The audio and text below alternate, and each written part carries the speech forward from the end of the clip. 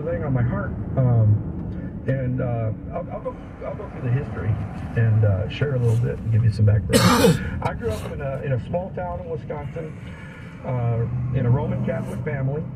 My parents went to church, and they had us go to church every Sunday. I think it was then. They've changed it to Saturday since.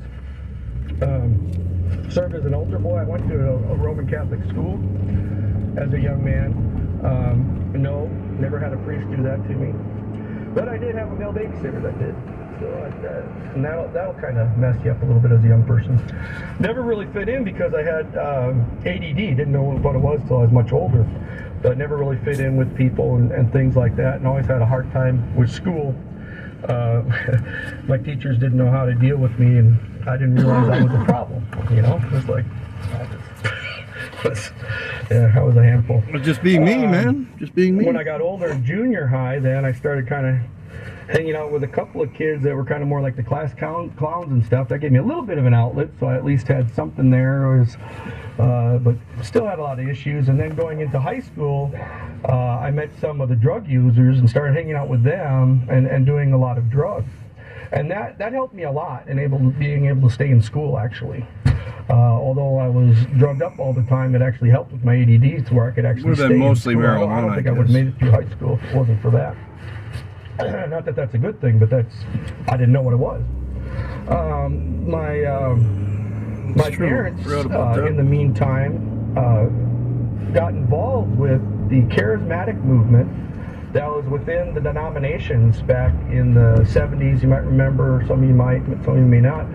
A lot of like the Roman Catholics and Presbyterians and just a lot of the bigger denominations had this movement within them that was charismatic. They were, people that spoke in tongues and believed in healing and a lot of these things. And my mom got involved with that. I remember even going to big national conventions down in like Notre Dame, big university where they had a charismatic convention and stuff. And, so my mom got involved with that, and through that, then they ended up changing from the Roman Catholic Church to an Assembly of God church, where it was common to have healings. It was common for people to speak in tongues in the service and have an interpretation. It was common for people to prophesy, things like that. And I was going through confirmation classes at the time. This was in high school. And my parents said, well, if you'll go to Sunday school class at this church, then you don't have to go through confirmation classes, and, you'll be okay. I'm like, oh, win-win. This is easy.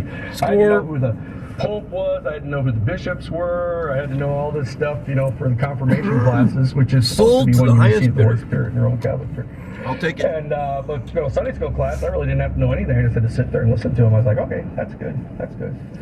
But then in the services, God would speak to me through tongues, interpretation of tongues, through prophecy, directly to my heart. And I was like, wow, God's real.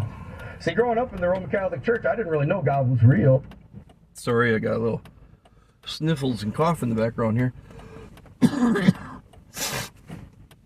had a little allergic reaction. It was kind of funny because at the beginning of this video, audio,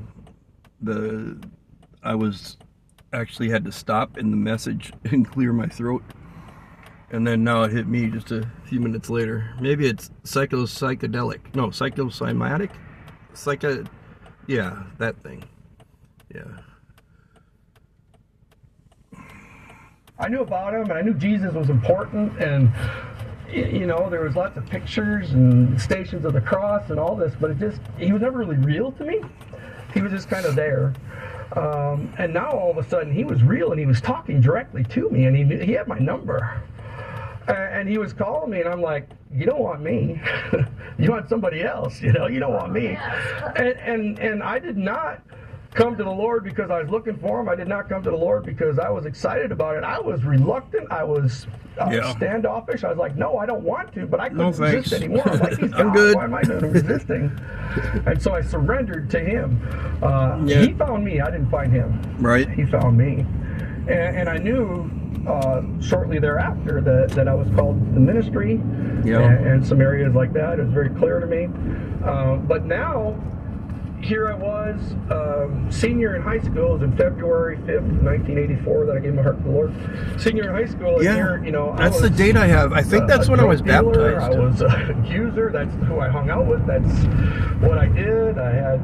So the February 5th, 1984, I think might have been when I was baptized.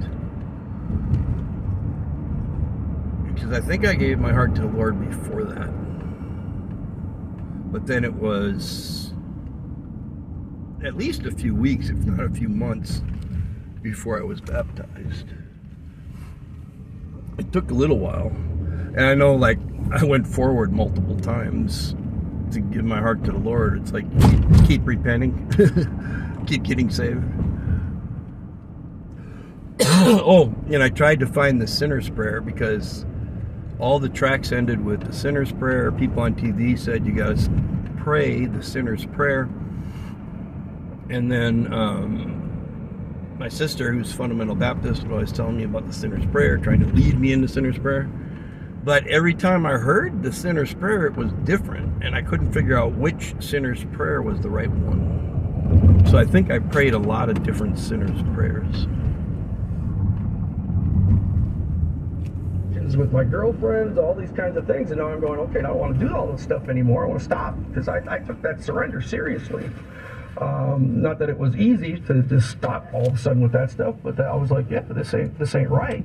Hold on, I'm just going to review for a second. I missed what he said, or what I said. What I did, I had relations with my girlfriends, all these kinds of things, and now I'm going, okay, I don't want to do all this stuff anymore. I want to stop, because I took that surrender seriously. Not that it was easy to just stop all of a sudden with that stuff, but I was like, yeah, this ain't right. And started to move away from that. Well, it was hard. And my mom had always told me, when you're 18, you can move out of the house and do what you want to do, but until you're 18, you got to listen to me. Well, I turned 18 in March. So I said, okay. And I had a friend I'd met in church and stuff. I said, well, I think I'll go visit my sister. So I hitchhiked down to Arkansas to visit my sister down there. She never told me I had to graduate from high school first. She just said I had to be 18. Yeah, she forgot that a few part. months before graduation. Yeah, I was in Wisconsin. I hitchhiked down to Arkansas, to Little Rock, to visit my sister and go down there. And yeah, who wouldn't? Of course, my mom went to the school, said, well, hey, if he comes back, can he graduate? And so she, after a little bit of bugging me, said, well, come back and graduate first. And I'm like, oh, well, okay. So I hitchhiked back up for the last 2 weeks of school, graduated, hitchhiked back down to Arkansas. And I was with a friend that I'd met at church. And he was a pretty good guy, and enjoyed hanging out with him. I didn't realize till later that he was struggling with homosexuality in his life, and later went down a very dark path and totally left the Lord. But at that time, he was at least serving him and working on it. And then from there, from Arkansas, then I went and kind of hitchhiked around the country, kind of checking out different things.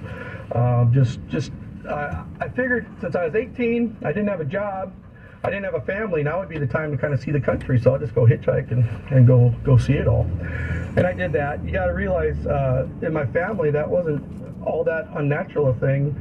My two sisters, I'm the youngest in the family, one of them left home when she was like 14, the other one 15. My one sister basically lived on the streets. You think of a young runaway girl that lives on the streets, that would be her story. Definitely got into all those things that those types of people get into, and was very much like that. And that's the sister I was visiting. The other one got involved with an older man. She was, I think, 15, and he was probably like 21, 22, and got pregnant. I'll have to add that text that my sister shared from my mom the other day. I'll add that. A lot of those types of things went that route. My brother went to seminary, but he was a major druggie in seminary and stuff. I mean, dropping acid in the church and things like that. So that's kind of the background of my family there. My parents loving us all through all that, and it's amazing that we're all serving the Lord now and love God. But so that hitchhiking around and that kind of thing was in our blood. As a matter of fact, later that same sister that I was staying with in Arkansas, I went and they had a school bus that they converted into a motorhome, and we would drive around and we'd go and do flea markets and stuff, and we lived in the school bus. Down in Florida, what we did in the I'd go down there in the winter, and we would go out, and we knew what trash night was, and we would go out and we'd drive down along the side of the road where the trash was put out, and we'd look for really good stuff that was thrown away, and we'd go get it, and then we'd go to the flea market and sell it. Yep. On the weekend, and that's how we made our money. We didn't have jobs. Yeah, we were dumpster divers. Oh, loved going behind the Walmarts and going into dumpsters. It was a blast. I'd pull out all these books that they'd tear the cover off so they could get their refund on it, and then, but the books were perfectly good, and I'd sell them, and that's when I decided, you know, maybe I should read a little bit since I'm selling all these books. And I picked up one of the series and started reading, which later led to me owning a bookstore, but it all goes back to the dumpster diving. Right. But anyway, so I did all that traveling. In the hitchhiking, I met a lot of people that were in the military, and I was like, well, the military is not for me. But, you know, it's really interesting.